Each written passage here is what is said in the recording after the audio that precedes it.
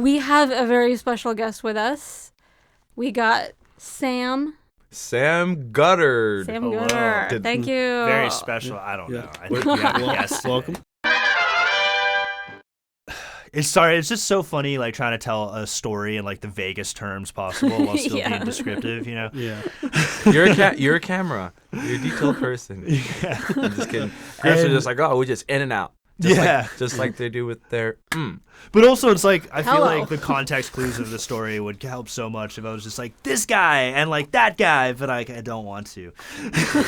Well, was the camera okay? Did it like get dust it was in it? like it became fine basically because like it kind of became like apparent that like I didn't need to be giving as much of a shit as I did. I was just sort of like trying to do a good job because like that's what I try to do, you know, and like but then it became like after like 4 or 5 hours of this shoot, it was just sort of like, all right, like no one's really like people care a lot, people are on top, like whatever, but like it became like a thing like, okay, the DSLR that's in the director's hands, like I have mentioned several times about like the dust and whatever, and I'm like, hey, can I get in there and like clean it for you? And he's like, oh, I don't care. Oh. And it's like after a few times of that, it's like, all right, well, I'll worry about other things, like making sure like video and sound are synced on like the cameras that we actually have labeled and are shooting, and like the download's going well, like all of our gear is like concise and where it needs to be, and like lenses are safe and all that kind of stuff. Like I'm just worrying about like the basic things. And then at one point, you know, we were shooting in the desert and like the sun was down, like wind was picking up for sure. We had like what was like M80s or something shooting through this diff, and like or like the big like 12 by silk. Yeah, we had the sun. I don't know if it was like 40 miles. I feel like 40 miles that thing would have sailed away. But It did. It was fucking. It fell. I remember this. I distinctly remember both of them fell. Not on the car. We had bodies on them. This is safety people. Did you have sandbags? What was going on? Well, sandbags don't even matter. No, you gotta tie that shit down with like you gotta rig it for real. Or like don't. a nail in the hole in the ground and everything. And for the grippers out there, and this is a true story. There's a certain miles per hour wind that you do not fly certain size rags, like frames in the air. We far exceeded that miles per hour. Charles tried to express. Charles was the key grip on this one. Tried to express in very detailed terms on the location scout that is not possible. Production nor they ignored you. They ignored me, and of course. The repercussions happened. Just like the story I shared with Mr. John about the van taking out the roof of that we were apartment. just talking about that. Yeah, like once again how Charles tried to save the day. I did do our best. Until that maybe came around. Until that, you know, we just want to not listen. Yeah. That maybe came around. We're not always right. It's just, guys, fight for your safety no matter what your position is. Mm-hmm. And if something bad happens, it's not on you. You can die. Yeah. This is You can die for real. And if you die on set, you die in real life. It's not like the Matrix. Joke. Yeah, it is that. Well, it is. Yeah. But also, like also, if you like, if a fucking combo stand that's like all rigged up, like twists and does weird shit, just collapses all over you. Like, yeah, you're gonna get seriously hurt. Yeah, man. yeah, dude. We have that 12 by silk up in the out in the back in this like cowboy town, and it's absolutely just like kind of going shittily. I remember whoever the I don't know what he would be, but basically he was a grip.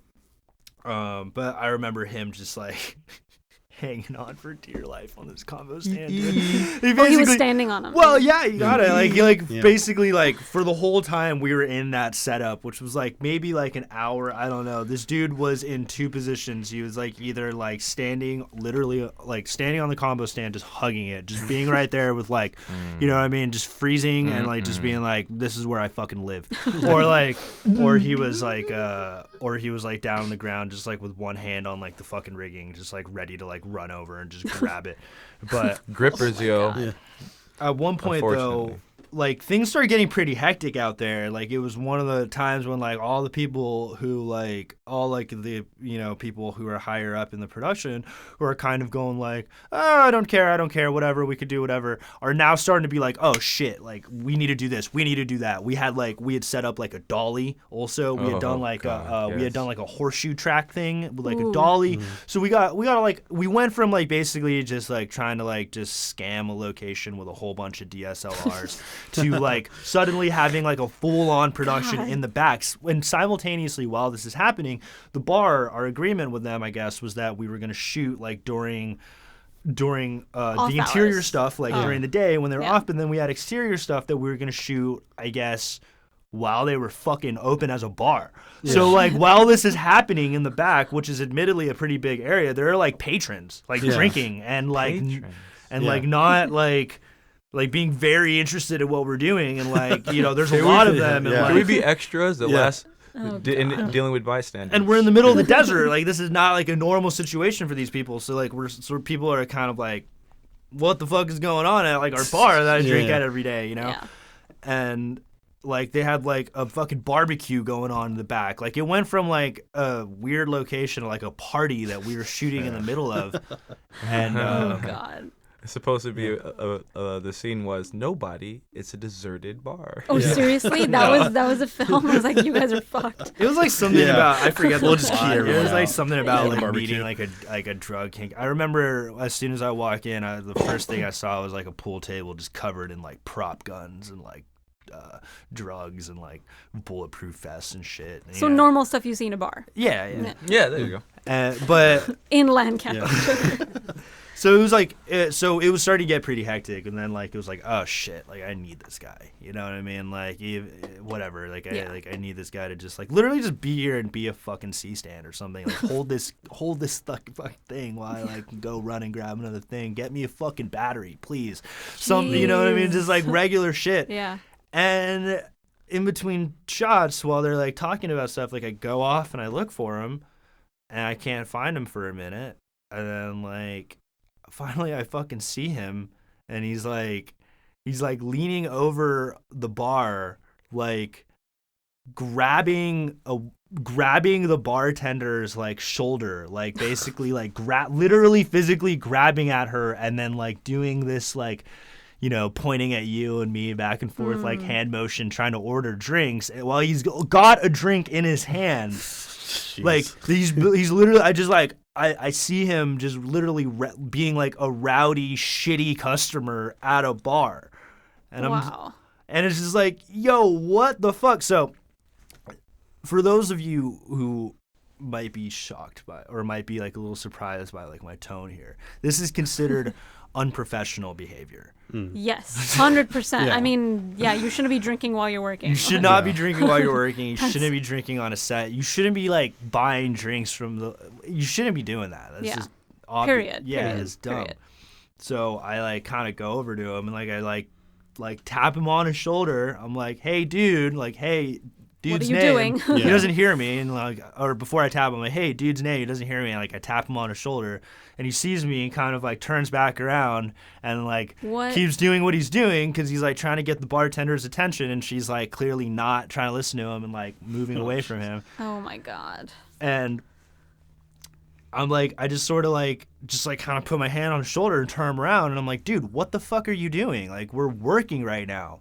And he just starts yelling at me, like just like puts his finger in my face. He's like, "You don't tell me what to do. You're What? not my boss. I am not your AC. Blah blah blah blah blah." Just giving me all this The shit, hell? and I'm just like, "All right, dude. Like, fuck you." This is day one still. By the way. This is day one. I'm Yeah. just like, it's going real well. Yeah. so I go Nice. outside. Like, I go outside, and like everyone's like kind of stressed out, and then like about like the shot, you know what I mean? And I like kind of just like walk straight up to the producer, and I'm just like the main guy, and I'm like, yo, dude, this dude fucking sucks. Dude is like the brother or like the cousin or whatever of like The director? the director, yeah. And he's like, apparently like the director, like everyone, like there's some weird cast and crew like relationships going on, like, you know, everyone's tight, and like yeah, this guy is like doesn't know anything about film. Oh no. And was basically Oh, no. just like looking for, or like not even looking for a job to do, but just like didn't have anything to do while everyone else was like working on set. So they were just like, oh, we'll just make you an AC. Oh jeez. Out of all the positions Yeah, out to of throw all- away, Yeah. Yes. not a PA. Yeah. They like went down the list. Dook, dook, dook. Of course, come to find out, he Oh like my doesn't God. literally like doesn't know anything. And, It like, happens. Yeah. Don't hire inexperienced people, and you're going to be paying out the butt for that when you could have just paid a little bit of extra money Yeah. to get the right person for the job. Yep. we must have trashed the 5D that day. Really? I mean, it's just like I don't know, like One we of kept 'em. using them, but That's like half an AC day. And if you want to be a guest on the show, what kind of stories they want to hear at podcastsetstories@gmail.com. If you guys want to check that out, Cool. bother us. well, your yeah, stuff. this is super fun. Thank I you love so it. much, you guys, man. If you Yeah. guys You're ever want me to amazing. come back, I'm very happy sure. to. Yeah, And- everyone wants to come back. I mean, I after- hope bring- nothing bad will happen on set, but I hope so you can come back and tell us Yeah. about it. You look like familiar outside of this room. Usually I have a beard, but today I shaved that off. Okay, yeah. Yeah. No, this is He wanted so to this look happens younger, all the too. time for those. Yeah. Yeah. Every set you go, Yeah. because everyone's freelance, so you're like Yeah. I know. you run into people and like you see their face and like I know Have I? those Where eyes. Yeah. Yeah, That shit for happens. sure. This one funny guy shared. This is not my story, but he shared one story where he's like, good to see you again. And my friend's like, bro, I don't know you. I just moved out here. And he's like, no, man, I worked you on something. And like Yeah. all day he was passing him. He's like, it was that show we worked on. It was that show we worked on. And he's like, no, man, like I don't know you. And then like the day was almost over, and then he was like, hey man, I know you from that show. And like our friend's like, look, I do not know you. I just got here from film school. I Jeez. can't tell you enough. And the guy goes up to him. He's like, listen, you need to stop lying to people. Oh, man. He's like, as if he knew him Yeah. for so long. He's like, I know you. I know you lying to people.